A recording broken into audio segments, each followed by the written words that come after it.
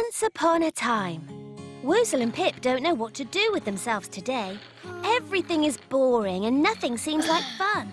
What would you do on a day like this? Maybe we could read something? Boring. I don't feel like reading, Pip. What if I read you a story, Woozle? You might like it. Once upon a time, there was a princess, and she lived in a big castle with lots of flowers all around it. And a dragon? Nope, no dragon, because she... Was there a big bad wolf? And how many knights were there? In this story, there aren't any knights and wolves and things like that, Woozle, and there's definitely no dragon. Once upon a time, there was a princess, and she was locked up in the tower in this story. But why? It's really sad that she's all alone like that, Pip. But that's just what the book says. In the book, there's a picture of a princess, and she's all alone. Look. Oh, what a silly story. And it's so boring. I'm already bored, Pip. I can't help it, Woozle. That's the story in the book. I'm not making it up, you know. Look, there were prickly bushes all around the tower, and princes came to try and rescue her, but they couldn't get close enough. Then she tried to grow her hair very, very long, but that didn't work either. And then she made friends with the birds, and they tried to lift her off the roof. Ouch! But they weren't strong enough.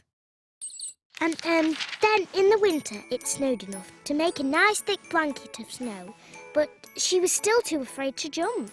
Of course she was. You don't just jump out of a tower. This story is sad and boring, Pip. Oh. Well, what happened next? I don't know, Woozle. The rest of the pages are missing. But the princess is still locked in the tower. I know, but that's all there is. But we can't just leave her there, Pip. Someone has to save her. But there's nothing else in the book, Woozle. I know. Huh? Here, we're going to save the princess, Pip. Will you draw the pictures? OK. First, the princess ate lots of cakes. And of course, she had lots and lots of toys in the tower. But because she wanted friends to play with, she called out of the window as loud as she could. Help! Help! Who will come and play with me? First came Woozle and Pip. They wanted to play, but they couldn't get in. The tower was too tall, and the bushes were too prickly.